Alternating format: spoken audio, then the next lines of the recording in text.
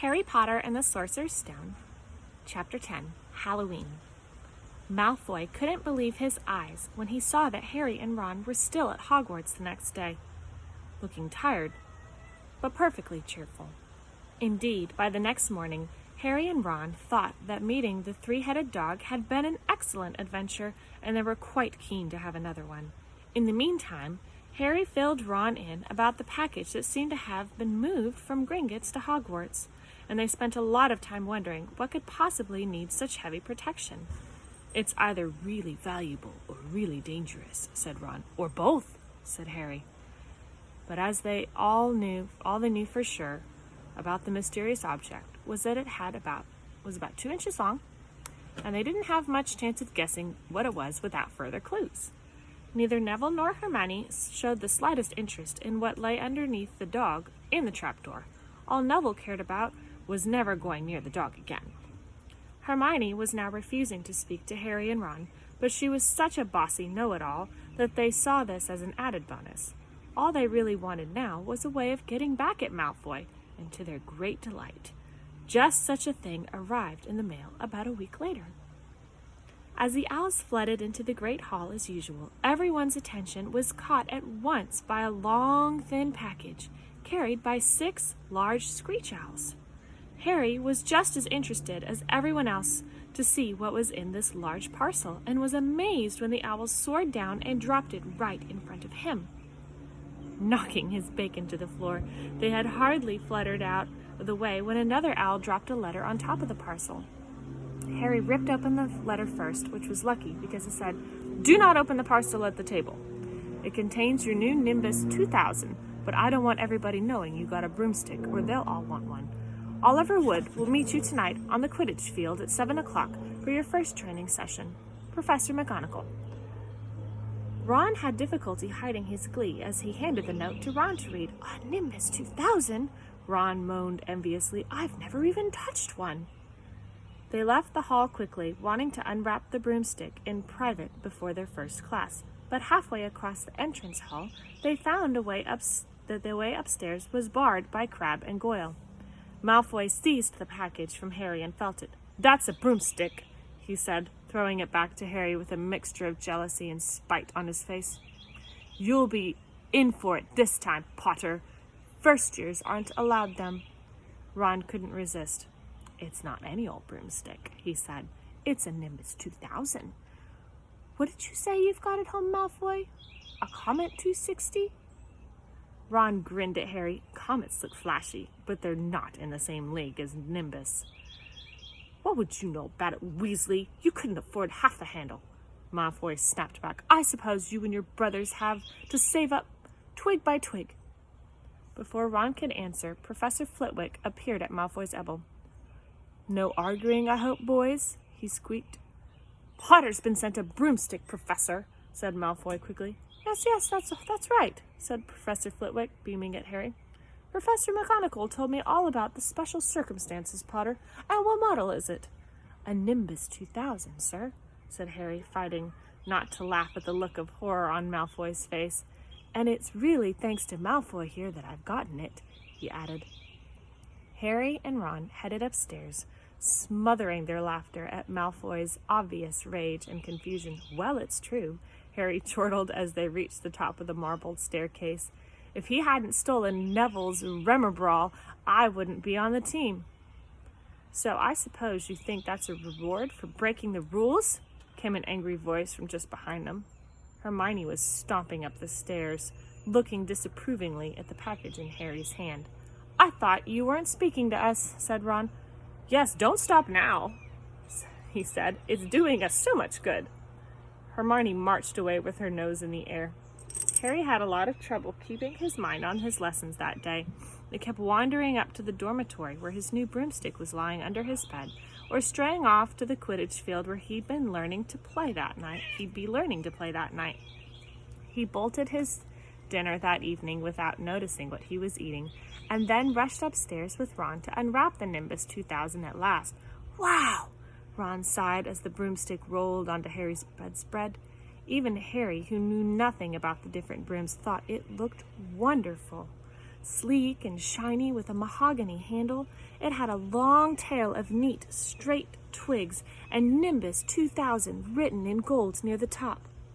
As 7 o'clock drew nearer, Harry left the castle and set off in the dusk towards the Quidditch field. He'd never been inside the stadium before. Hundreds of seats were raised in the stands around the field so that the spectators were high enough to see what was going on. At either end of the field were 3 golden poles with hoops on the end. They reminded Harry of the plastic sticks that Muggle children blew bubbles through, except that they were 50 feet high.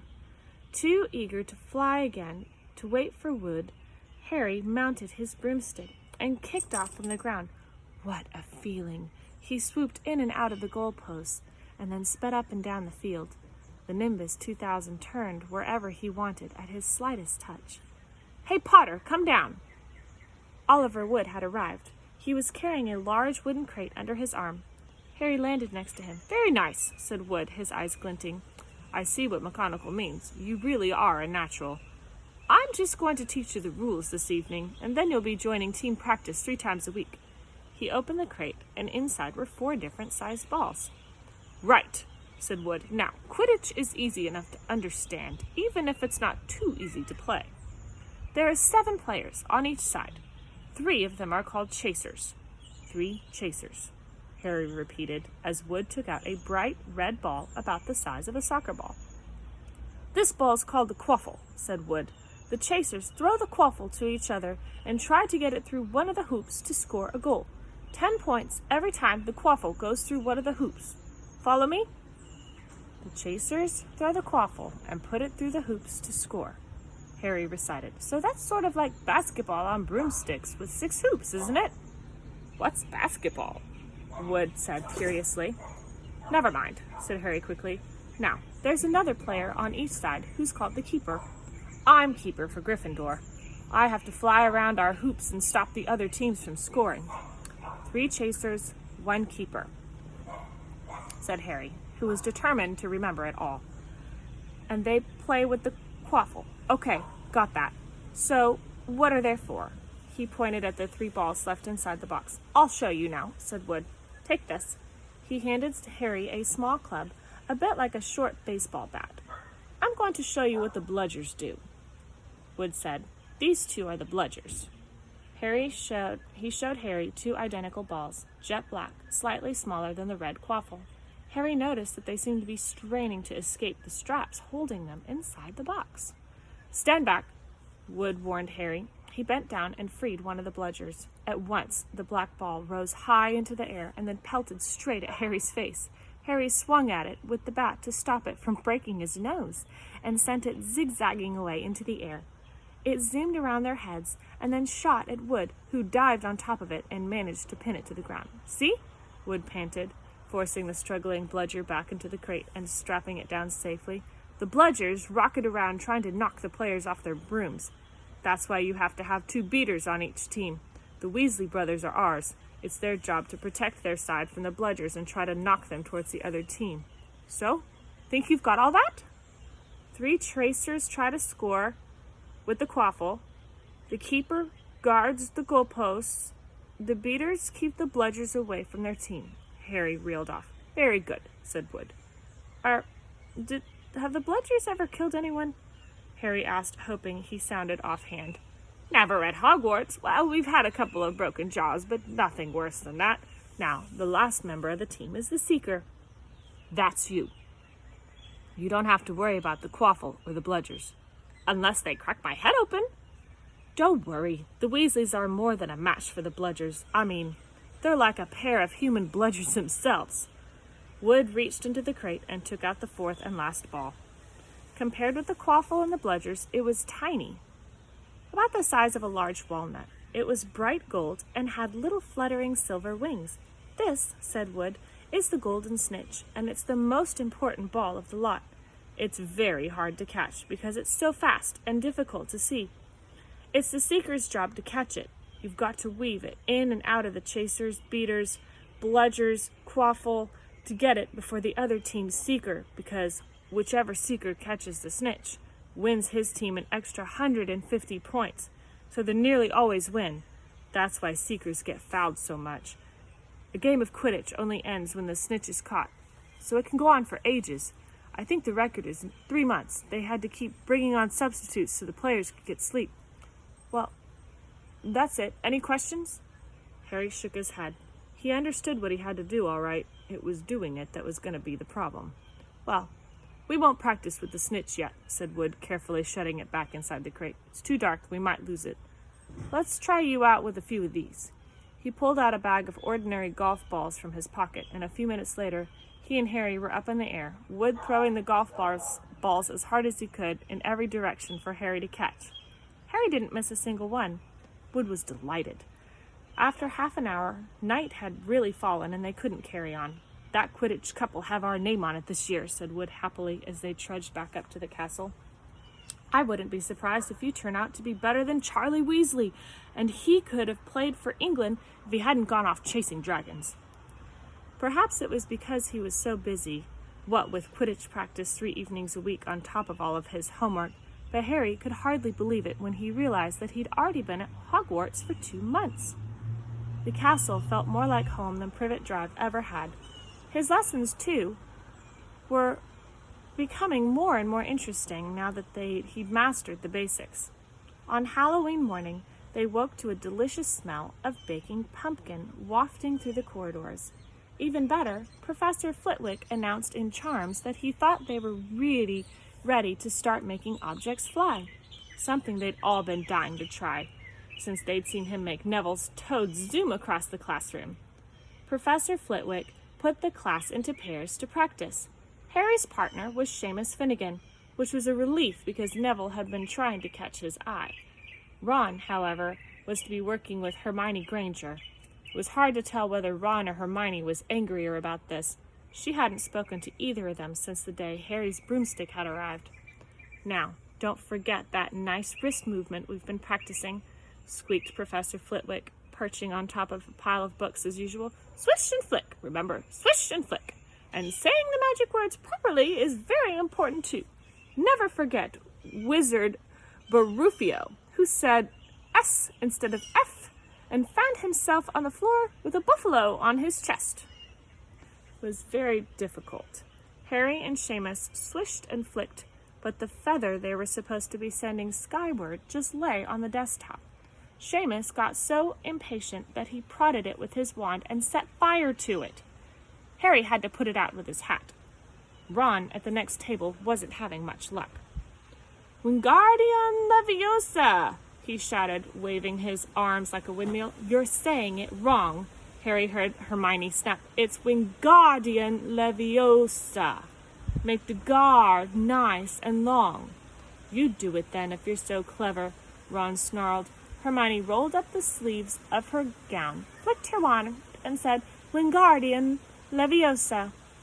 Their feather rose off the desk and hovered about 4 feet above their heads. Oh, well done, cried Professor Flitwick, clapping. Everyone see here, Miss Granger's done it. Ron was in a very bad mood by the end of the class.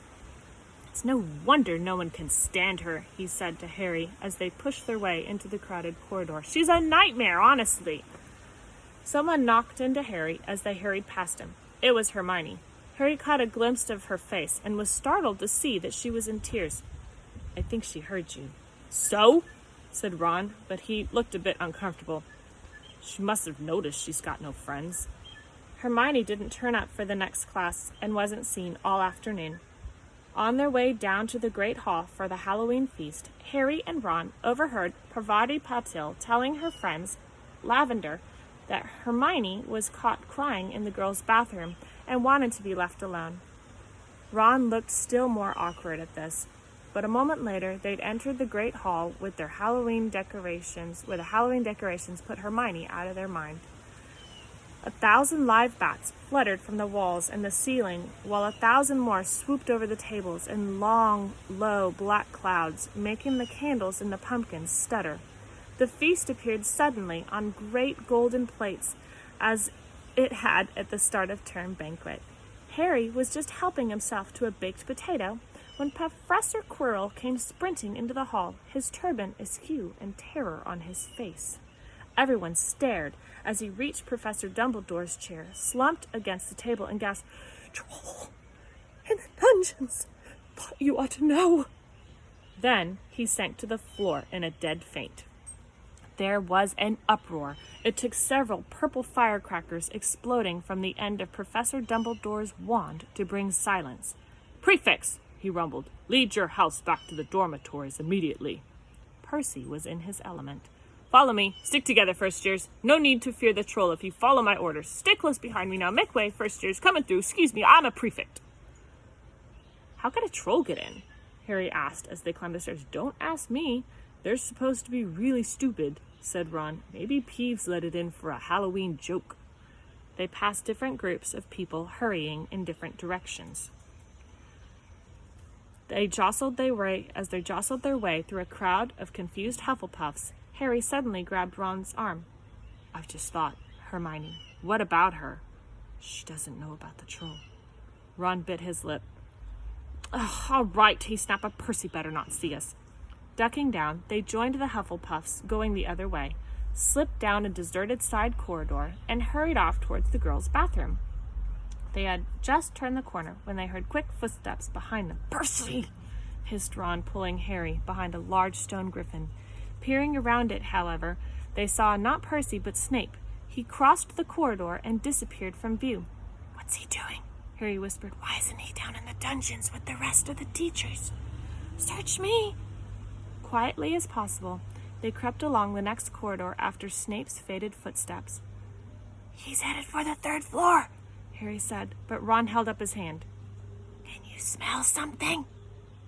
Harry sniffed, and a foul stench reached his nostrils, a mixture of old socks and the kind of public toilet no one seems to clean.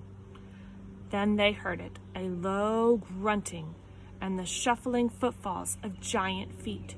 Ron pointed. At the end of the passage to the left, something huge was moving towards them. They shrank into the shadows and watched as it emerged into a patch of moonlight. It was a horrible sight. 12 feet tall, its skin was dull granite gray, its great lumpy body like a boulder with the small bald head perched on top like a coconut. It had short legs, thick as tree trunks, with flat, horny feet. The smell coming from it was incredible. It was holding a huge wooden club which dragged along the floor because its arms were so long. The troll stopped next to a doorway and peered inside. It waggled its long ears, making up its tiny mind, then slouched slowly into the room. "The key's in the lock," Harry muttered. "We could lock it in." "Good idea," said Ron nervously. They edged toward the open door, mouths dry, praying the troll wasn't about to come out of it. With one great leap, Harry managed to grab the key, slam the door, and lock it. Yes!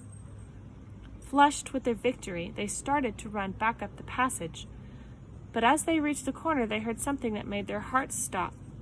A high, petrified scream, and it was coming from the chamber that they'd just chained up. "Oh, no!" said Ron, pale as the Bloody Baron. "It's the girls' bathroom!" Harry gasped. "Hermione!" they said together. It was the last thing they wanted to do, but what choice did they have? Wheeling around, they sprinted back to the door and turned the key, fumbling in their panic. Harry pulled the door open, and they ran inside. Hermione Granger was shrinking against the wall opposite, looking as if she was about to faint. The troll was advancing on her, knocking the sinks off walls as it went. "Confuse it!" said Harry desperately to Ron. Seizing a tap, he threw it as hard as he could against the wall. The troll stopped a few feet from Hermione. It lumbered around, blinking stupidly to see what had made the noise. Its mean little eyes saw Harry. It hesitated, then made for him instead, lifting its club as it went. "Oi, pea-brain!" yelled Ron from the other side of the chamber. He threw a metal pipe at it. The troll didn't even seem to notice the pipe hitting its shoulder, but it heard the yell and paused again, turning its ugly snout toward Ron instead, giving Harry time to run around it. "Come on, run, run!" Harry yelled at Hermione, trying to pull her towards the door, but she couldn't move. She was still flat against the wall, her mouth wide open with terror. The shouting and the echoes seemed to be driving the troll berserk. It roared again and started towards Ron, who was nearest and had no way to escape. Then Harry did something that was both very brave and very stupid. He took a great running jump and managed to fasten his arms around the troll's neck from behind. The troll couldn't feel Harry hanging there, but even a troll will notice if you stick a big long bit of wood up its nose, and Harry's wand had still been in his hand when he jumped. It had gone straight up one of the troll's nostrils. Howling with pain, the troll twisted and flailed its club, with Harry clinging onto it for dear life. Any second, the troll was going to rip him off or catch him with a terrible blow of his club. Hermione had sunk to the floor in fright. Ron pulled out his own wand, not knowing what he was going to do himself. Cry for the first spell that came to his head. Wingardium Leviosa! The club flew suddenly out of the troll's hand, rose high up in the air, turned slowly over, and dropped with a sickening crack onto its owner's head. The troll swayed on the spot and then fell flat on his face with a thud that made the whole room tremble. Harry got to his feet. He was shaking and out of breath. Ron was standing there with his wand still raised, staring at what he had done. It was Hermione who spoke first. "Is it dead?" "I don't think so," said Harry. "I think it's just been knocked out." He bent down and pulled his wand out of the troll's nose. It was covered in what looked like lumpy gray glue. Ugh! Troll boogers! He wiped it on the troll's trousers. A sudden slamming and loud footsteps made the three of them look up. They hadn't realized what a racket they'd been making, but of course, someone downstairs must have heard the crashes and the troll's roars. A moment later, Professor McGonagall had come bursting into the room, closely followed by Snape, with Quirrell bringing up the rear. Quirrell took one look at the troll, let out a faint whisper, and sat down on a toilet, clutching his heart. Snape bent over the troll. Professor McGonagall was looking at Ron and Harry.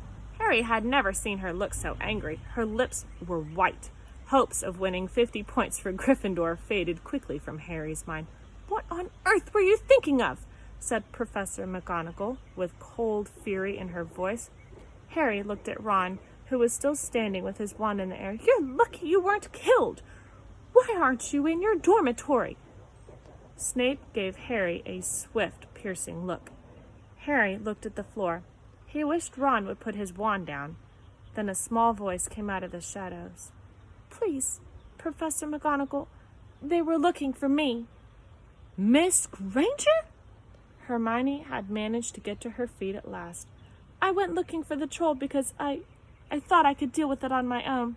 You know, because I've read all about them." Ron dropped his wand. Hermione Granger was telling a downright lie to a teacher?